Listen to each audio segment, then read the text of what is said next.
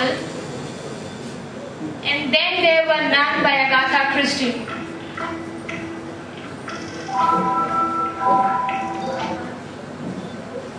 And Then There Were None is a detective fiction novel by Agatha Christie, first published in United Kingdom by Colin Prime Club on 6 November 1939 under the title The 10 Little Niggers, which was changed by Doak, Mill and Company because of the presence of racial epithet to the title And Then There Were None. In the novel, 10 people who have previously been conflict in the death of others, but have scared notice or punishment, are dragged into coming onto an island.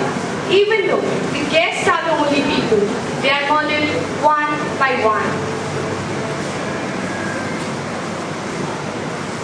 Dame Agatha Christie was born on 15 September 1890 and died on 12 January 1976. She was a British crime writer of short stories, novels and plays. She is best remembered for her 66 detective novels and 14 short story collections. According to Guinness Book of World Record, Christie is the best-selling novelist of all time, with William Shakespeare the best-selling author of any time. Now here is the plot summary. 8 people, Justice Walgrave, Vera Flynn Thorne, Philip Lombard, John McIntyre, Emily Brent, Anthony Tony Marston, Dr. Armstrong, William Blow, have been invited to a mansion on the fictional Soldier Island based upon the Bertha Island off the coast of Devon. Upon arriving, they are told that their hosts, Mr. and Mrs. Huguenot, are currently away, but the guests will be attended by Thomas and Ethel Roger. Each guest of Nancy, and I am fully agree with the topic that a developing country like India should invest so much in defense and space research. As we all know, India is the second fastest growing economy in the world. What I feel is we should not restrict ourselves to a particular field in order to have all-around development. I can surely say that using resources in space missions is not a waste. Recently, we have launched Cartosat 2B, and because of this, we can keep watching an object 24 hours a day continuously. This will be a very great plus point in defense. Today, all around the world, countries are joining hands to remove terrorism. Even the terrorists are up to date in the case of technologies. To fight with them, we should be one step ahead. As far as investment in defense projects is concerned, well, if we do not have the missiles like Agni, Prithvi, Trishul, etc., then all the educational institutions and infrastructure, which my friends have been talking about, will be a direct attack to the our so-called friendly neighbors. Talking about the space research, our former president, Mr. APJ Abdul Kalam, gave us Mission 2020, which stands to see India a developed nation by 2020. On this path of development, we can easily get the resources. So, I want to conclude by saying that bread is necessary, but a saved life is even more essential. So, India should invest so much in defense and space research. Thank you and Jai Hind. Against the motion, should a developing country like India spend so much on defense and space? No, I don't believe that a developing country like India should spend so much on defense and space. India believes in a foreign policy that promotes peace and international cooperation. Historians have acknowledged Jawaharlal Nehru's policy of non-alignment as an attempt to place India beyond and above the rivalries of good power.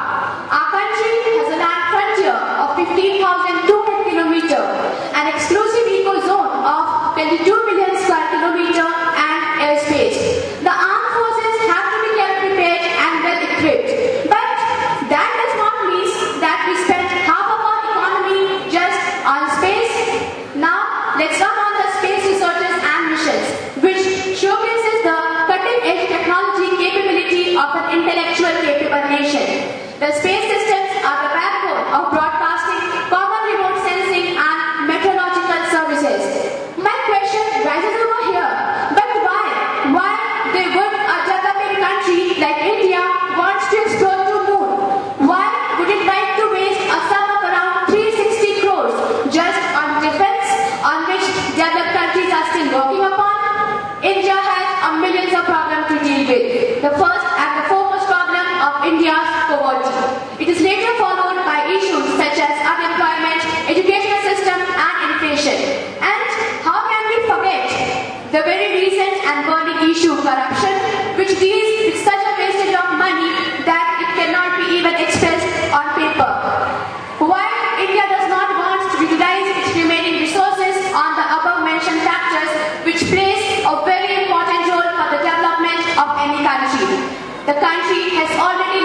the source of its income by getting indulged into 2G camps and CWG.